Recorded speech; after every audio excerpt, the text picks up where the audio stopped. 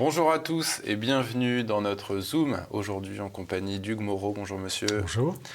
Hugues Moreau, vous êtes historien médiéviste, journaliste de formation et archiviste de profession. Vous publiez cet ouvrage sur Jeanne d'Arc dans le jardin de mon père, Jeanne d'Arc, mystique et théologienne, aux éditions Saint-Léger. Commençons tout de suite cet entretien, Hugues Moreau. Pourquoi dites-nous, est-ce qu'il s'agit d'un énième livre sur Jeanne ou alors quelle est la particularité de votre ouvrage? Et oui, alors il est vrai qu'il y en a eu beaucoup, énormément, mais le problème c'est que ces livres, depuis plus d'un siècle en fait, ça peut paraître étrange, ces livres se répètent. Et je pense qu'un lecteur habitué de la question de Jeanne d'Arc en a pris conscience. Et il y a donc un problème derrière ça. Et finalement, je me suis rendu compte qu'il y avait une sorte de malentendu sur la figure de Jeanne d'Arc. On n'a pas approfondi, on n'a pas analysé la question vraiment. Ça peut paraître étrange vu le nombre de livres, mais la question a un peu tourné en rond. Donc je me suis rendu compte de ça en travaillant, le procès notamment. Il y a vraiment il faut remettre les choses à l'endroit, si vous voulez. Jeanne d'Arc n'a pas été bien cernée. Donc, il faut la remettre dans le contexte où elle a vécu le Moyen-Âge chrétien. En effet, c'est effectivement le centre de la question. C'est avant tout un témoignage chrétien, comme vous dites. Je le dis, en fait, c'est un peu le résultat de mes recherches. L'expérience d'une mystique, c'est surtout ça. C'est la question de la mystique qui transparaît avant tout dans l'histoire de Jeanne. Et ça n'est pas totalement inconnu, mais c'est peu évoqué, pas du tout, ou peu évoqué, et en tout cas jamais étudié, approfondi. Et lorsqu'on y regarde vraiment de très près, alors à ce moment-là apparaît un personnage totalement différent, je dirais, ou centré sur un autre axe que celui qu'on a l'habitude de voir. Et donc, encore une fois, c'est très étrange, mais que personne n'ait étudié ça de cette façon-là. Mais il y a des raisons. Il y a un contexte historique, historiographique qui explique cela. Ce contexte a évolué aujourd'hui. Avec un certain nombre de connaissances, on peut voir ça facilement et voir des choses qu'on n'a jamais vues sur Jeanne d'Arc. Alors, Jeanne, lors de son procès, affirme avoir entendu des voix dès son enfance. Elle affirme avoir entendu des saints lui parler, comme Sainte Marguerite, Saint Michel, Sainte Catherine, qui lui ont donné une mission à remplir pour la France. C'était quoi cette mission ? Alors, la mission, concrètement, c'est au moins deux choses. Je vais commencer par la seconde. Faire sacrer le roi. Amener Charles à Reims, le faire sacrer, c'est central. Mais évidemment, avant, il y avait une étape, c'était faire lever le siège d'Orléans. Donc voilà, en fait, sa mission, c'est d'abord ça. Dans un deuxième temps, c'est un peu discuté, mais je pense qu'il n'y a pas trop de problème. Il s'agissait évidemment d'aller plus loin ensuite, de reprendre Paris et de libérer, en tout cas, de libérer le royaume de l'emprise anglaise, c'est-à-dire effacer le traité de Troyes au fond. Mais ça fait partie de l'ensemble. Le cœur, c'est évidemment faire sacrer Charles, après la prise d'Orléans, qui était indispensable en réalité. Et bouter, in fine, les Anglais hors de France. C'est l'expression consacrée, en effet, oui, c'est ça. Vous évoquez l'influence sanctificatrice de Jeanne. Comment le charisme de cette petite bergère se manifestait-il auprès des hommes, des gens qui l'entouraient ? Alors, on ne le sait pas exactement en réalité. Ce qui apparaît, et on déduit de ça un charisme tout à fait extraordinaire. En effet, c'est un charisme qui agissait auprès de tout le monde, auprès de son entourage. Ce qu'on voit, c'est justement des critères assez singuliers, mais en même temps des critères que l'on peut tout à fait caractériser. Jeanne présente les caractéristiques de vie d'une mystique, d'une jeune femme qui fait l'expérience d'une mystique intérieure, profonde, réelle. Qu'est-ce que c'est qu'une mystique exactement ? Alors, la mystique, c'est... effectivement, le mot est un peu galvaudé, on peut se tromper aujourd'hui. C'est la personne qui approfondit sa connaissance de Dieu, qui cherche jusqu'au plus profond d'elle-même la relation à Dieu et à vivre en Dieu. Elle cherche une connaissance amoureuse de Dieu. C'est une relation nuptiale à Dieu donc au-delà du psychologique. Comme pourrait l'avoir une bonne sœur. Oui, mais pas seulement. Alors justement, c'est un peu le premier domaine qui pour moi m'est sauté aux yeux une fois que après avoir étudié le procès, c'est que, et c'est ce à quoi je faisais allusion tout à l'heure, ce dont on ne parle pas assez, c'est que Jeanne présente tous les caractères des grandes mystiques de l'époque. Il y a il y a une mystique féminine très vive à l'époque, au XIVe, au XVe siècle, avec des grandes figures de la mystique féminine. Lesquelles? Alors, on peut évoquer à l'époque de Jeanne, par exemple, Marjorie Kemp, une Anglaise qui a livré, que l'on connaît grâce à un livre, grâce à des écrits. Il y a antérieurement des noms un peu connus comme Angèle de Foligno, comme Julienne de Norwich, d'autres encore, il y en a toute une liste si vous voulez. Et ça, ce sont celles que l'on connaît le mieux parce que ce sont celles qui ont visiblement eu une expérience très importante, et ça en a fait des grandes figures, mais elles sont aussi devenues des grandes figures mystiques parce qu'elles ont traduit leur expérience par écrit, ce que n'a pas fait Jeanne. Vous évoquez Catherine de Sienne d'ailleurs aussi. Alors, Catherine de Sienne en est une. De Catherine de Sienne. Voilà, Catherine de Sienne en est une. Ces périodes d'extase. Exactement. Et certaines d'entre elles pour certaines d'entre elles, la vie mystique s'accompagne de visions ou de relations surnaturelles. Pas toutes, mais souvent.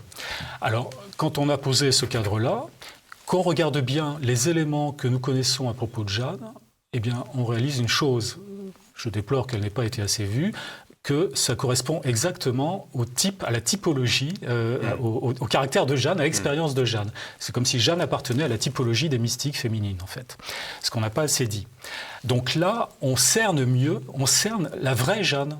C'est-à-dire pas la paysanne qui tout d'un coup, on ne sait pourquoi, se met à aller rejoindre la cour, par patriotisme, dit-on, ou je ne sais quoi d'autre, mais non, c'est d'abord par une expérience mystique. Donc on ne comprend Jeanne que si on remet ça au centre de son histoire. Et on sait que Jeanne était entourée de brutes épaisses, un peu comme La Hire, Étienne de Vigneulles, et pourtant, au cours de son aventure, personne n'a tenté de la violenter, en tout cas avant qu'elle ne soit arrêtée, personne n'aurait tenté de la violer. Alors, il y avait un respect de la part de ces hommes. Ils étaient très intimidés par cette jeune femme. En effet, alors ça rejoint la question du charisme, nous y voilà, en effet, elle impressionnait beaucoup, elle avait une influence très étonnante, en effet, c'est ce qui lui a permis de conduire sa mission. Et ces charismes, d'ailleurs, pouvaient se traduire parfois par des phénomènes extraordinaires. Alors, on le sait par un don de prophétie, ça, on le sait, il y a toute une liste d'événements qu'elle avait perçus, prévus, entrevus, et peut-être d'autres choses encore. Je n'exclus pas, ça a été très peu dit, qu'il y a aussi chez elle des phénomènes lumineux, comme ça existe chez certains. Qu'est-ce que vous entendez par phénomène? Il y a une allusion à ça à un moment. Le phénomène lumineux, certains mystiques montrent un phénomène de halo lumineux autour de la tête, par exemple, ou autour du corps, du visage. C'est peut-être de là que vient l'imagerie de l'auréole, d'ailleurs. Et c'est l'une des typologies que l'on peut retrouver, l'un des caractères qu'on peut retrouver dans la typologie mystique. Et je pense que ça apparaît chez Jeanne. C'est l'un des critères qui accompagne ces charismes.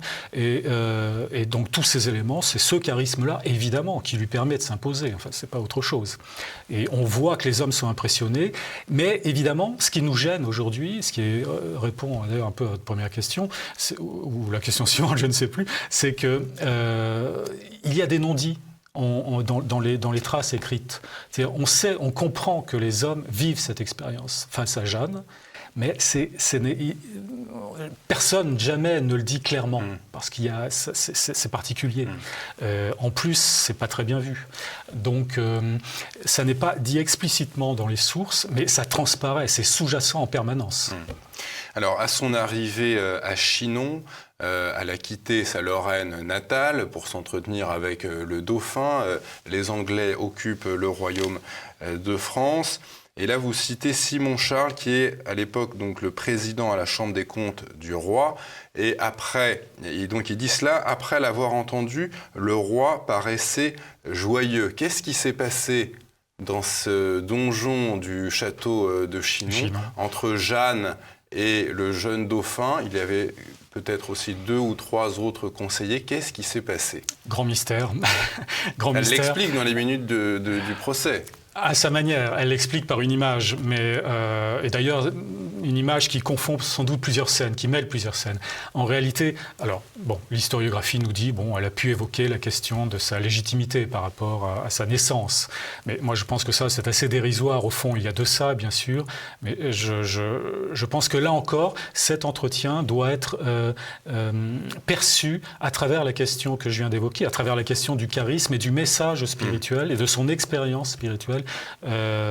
Qui est au centre de tout. Et comme cette scène est cruciale, la scène de la rencontre, quand on y songe, c'est merveilleux, cette scène de la rencontre entre Charles et Jeanne.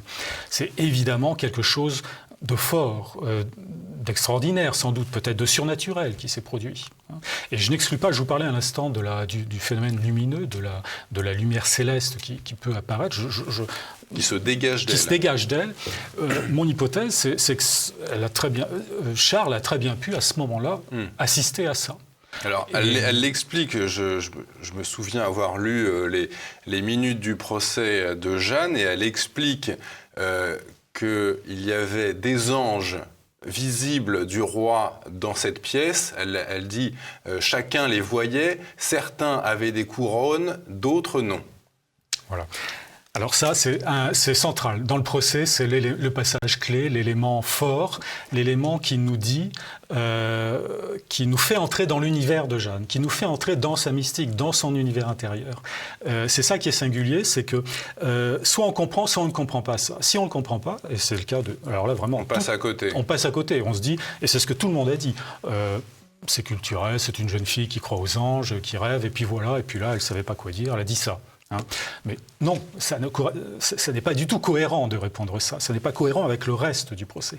Quand on voit la régularité et la cohérence de Jeanne, on comprend que ça, c'est autre chose. Qu'est-ce que c'est? C'est le langage spirituel.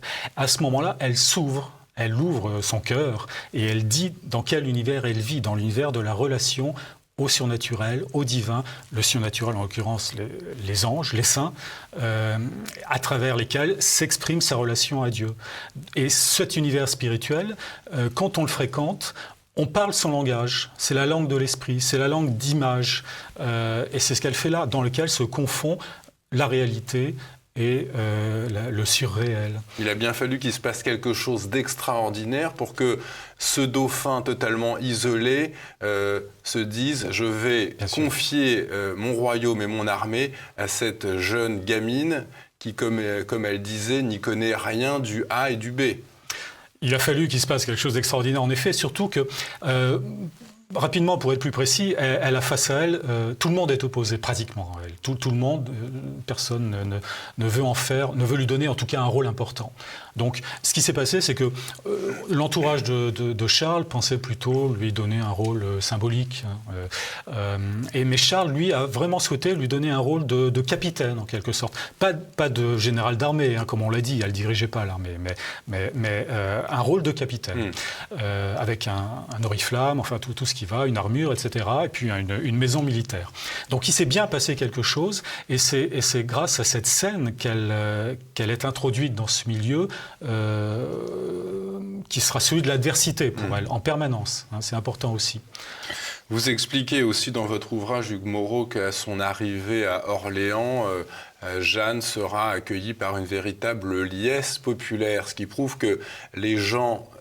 les Français de l'époque vivaient bien dans le même rapport au divin qu'elle. Absolument. Évidemment. Et effectivement, d'ailleurs, la vie de Jeanne illustre cette foi populaire, disons. Elle en est aussi l'illustration. Et ça, il est clair qu'il y a très vite presque une dévotion, en tout cas quelque chose qui se passe, bien entendu, dans la population. On y voit un ange. On la prend pour un ange, en effet. c'est pas totalement faux, ça a du sens. Ça a du sens de dire ça, par rapport à ce qu'on vient de dire tout à l'heure. Donc, en effet, là, il y a un mouvement très important. Je pense que ça a joué un petit peu dans le conseil de Charles. Ils se sont dit, elle va nous aider aussi à redorer notre blason un petit peu, auprès du peuple. Voilà. Comment Jeanne s'impose dans les combats, parce que les combats commencent dès son arrivée à Orléans, quelques jours après son arrivée.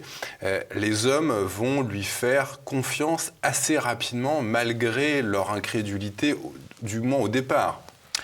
Oui, c'est pas facile. Elle s'impose, elle force un peu les choses. Elle doit hurler un peu. Oui, elle doit hurler, puis elle passe outre les interdits. On la met à l'écart, en fait. On n'y croit pas trop.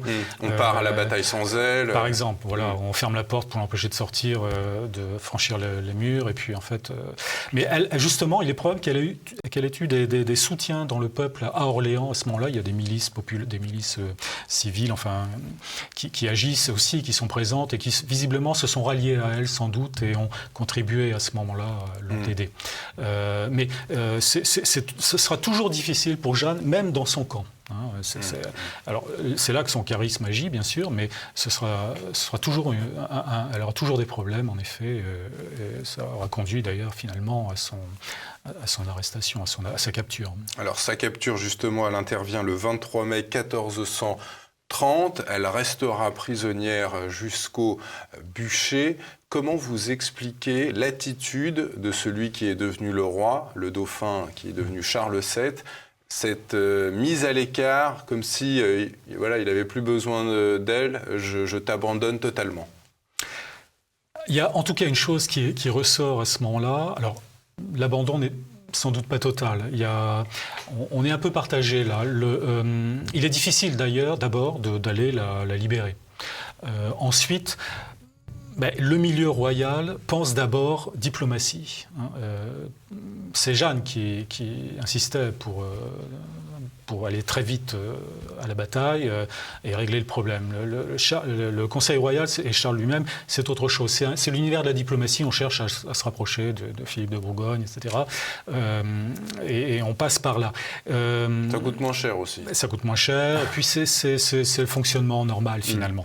C'est aussi des relations familiales, il ne faut pas l'oublier. Et donc, Jeanne, on pense qu'on pourra peut-être en faire un objet de négociation. On pense qu'on pourra peut-être la libérer un peu plus tard, le moment venu, l'échanger. Et ça a failli se faire. À un moment, les Anglais s'énervent, s'inquiètent parce que le procès traîne. Et elle voit revenir des négociations. Et Jeanne va être mise dans la balance. Donc il y a ça aussi qui joue, vous voyez. L'abandon, certains sont contents de s'en débarrasser, évidemment. Mais pas tout le monde, et c'est pas un abandon complet, total, comme on le laisse entendre. C'est une situation un peu difficile, un peu complexe. Comment va se passer la captivité de Jeanne ? Il y a ce film qui a été très critiqué par les historiens de Luc Besson, qui met en scène les apparitions d'un personnage qui dialogue avec Jeanne. Est-ce que c'est historique tout ça ?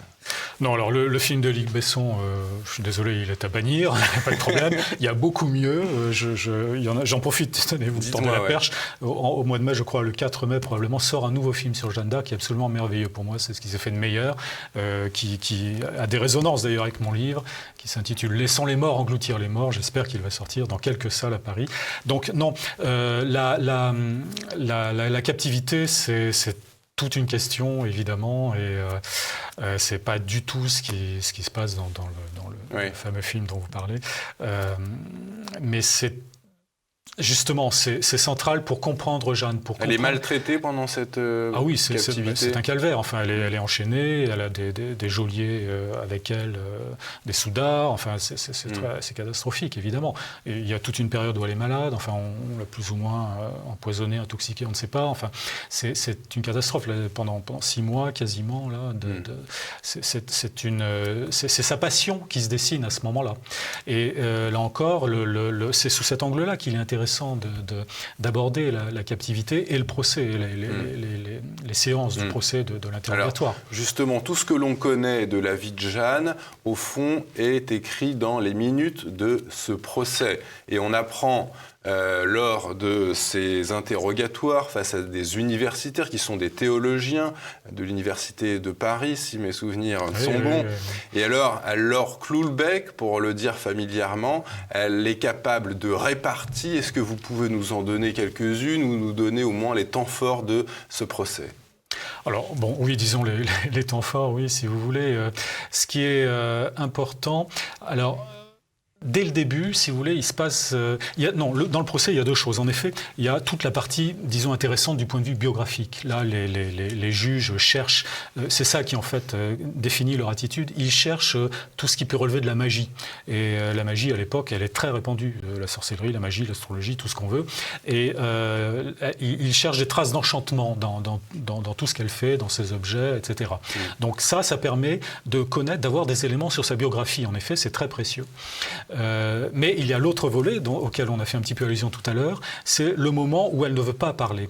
Pour la première partie, là, sa biographie, l'histoire, les événements, elle en parle volontiers, c'est pas très important, c'est pas très grave.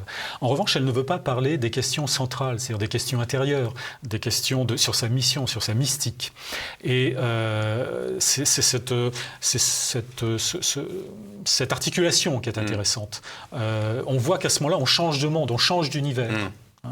Et quand il s'agit de parler de sa mystique, de son expérience, de sa mission, de ce qu'elle a dit à Charles, c'est-à-dire vraiment de choses très secrètes mais spirituelles, là, elle n'en parle qu'en franchissant la barrière spirituelle, justement. Elle en parle dans son langage intérieur. Et donc c'est là le phénomène remarquable, c'est là le phénomène étrange qu'il faut observer, qu'il faut étudier. Alors, est-ce qu'elle en parle ou est-ce qu'elle n'en parle pas ? Comment elle en parle, en fait ? Elle en parle, comme vous venez de citer le passage tout à l'heure sur l'ange, c'est-à-dire qu'elle parle des anges, elle fait entrer les anges dans cet univers, la rencontre, mais elle fait venir un ange qui apporte la couronne, et d'autres choses encore de ce genre. Il y a ça. Et puis surtout, ce qui ressort avant tout, au fond, donc à part ces quelques détails, le fil conducteur, donc, c'est qu'elle fait appel à son conseil, donc elle fait appel aux saintes et aux anges, en permanence, quand on lui pose une question délicate, une question justement secrète, spirituelle, intérieure, là, voilà ce qui est très important, c'est qu'elle fait appel à ce qu'on appelle le conseil, son conseil personnel, c'est-à-dire les saintes qui la guident, et éventuellement des anges, et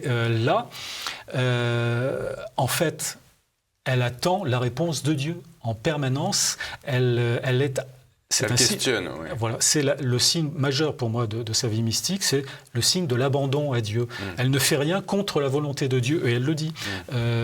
Donc ça, c'est un élément majeur. Et c'est en ça que ces réponses sont intéressantes. En tout cas, c'est le plus intéressant, le critère majeur dans le procès, c'est qu'il y a cette constante. Vraiment, du début à la fin, du premier jour jusqu'au dernier, elle ne fait rien sans interroger Dieu, sans montrer le signe de son abandon à la volonté de Dieu, sans suivre la volonté de Dieu. C'est ça qui l'obsède, qui la détermine en permanence, complètement. Et là, j'en reviens à ce moment-là, la boucle est un peu bouclée, à la question du début, à sa mystique. C'est le critère central de son action. Est-ce qu'on peut faire, Hugues Moreau, un parallèle entre la passion du Christ et celle de Jeanne ? Bien, justement, au bout du compte, c'est ça qui est étonnant, c'est que cette expérience de Dieu est en quelque sorte, j'allais dire, validé, conforté, attesté par cette passion, par son existence, par sa capture, par sa fin, par le procès. C'est un procès comme celui du Christ où on lui reproche d'avoir désigné le roi comme le procès du Christ. C'est un procès contre le roi céleste. Enfin, c'est de cet ordre-là. Et qui se termine par la mort, par le sacrifice, par l'abandon à la volonté de Dieu. Donc là, on est en plein dans le parallèle évangélique, évidemment. Jeanne ne sera finalement canonisée qu'en 1920. On sait qu'il y a toute une règle... Enfin, comment dire, un milieu aussi. Il y a en fait des conditions à remplir pour devenir un saint. C'était quoi les conditions dont on a dit, oui, on a bien affaire à une sainte ? Oui. Alors, qu'est-ce qu'elle a fait, qu'est-ce qu'elle a dit pour remplir ces conditions? Ça a été très délicat, évidemment, mais non, vous savez, il y a des conditions de vie charitable, de vie sainte, des miracles. Il faut aussi des miracles, 3, je crois, il me semble. Bon, ce sont des critères de cet ordre-là. Alors, on a trouvé, évidemment, et ce qui est intéressant, c'est que justement, elle a été canonisée pour ses vertus, en effet, conformément à la norme canonique, mais ça a conduit le Vatican, finalement, à mettre de côté sa mission. Vous voyez, on l'a pas canonisé pour sa mission, pour le sacre, etc. Pour tout ça, en effet, on l'a canonisé pour les vertus chrétiennes. C'est normal, mais ça pose une difficulté, c'est que le personnage, l'histoire est coupée. Il manque quelque chose, et il manque quelque chose de central, évidemment, en évinçant, en écartant la question de sa mission et de sa vie, ses campagnes militaires, son soutien au roi, etc. Or, ça s'insère, c'est l'une des questions que je traite, ça aussi, ça n'est compréhensible que par rapport à sa mystique. Mais on n'a aussi, évidemment, pas du tout traité sa mystique dans la canonisation, évidemment, c'est très délicat, en fait. Hugues Moreau, merci d'être venu sur notre plateau. Je rappelle le titre de votre ouvrage que nos téléspectateurs pourront se procurer sur la boutique officielle de TV Liberté, Dans le jardin de mon père, Jeanne d'Arc, mystique et théologienne. Donc c'est vraiment un ouvrage sur Jeanne la mystique, qui a été totalement occulté par la plupart des historiens. Donc un livre assez inédit en son genre. Merci, monsieur. Merci.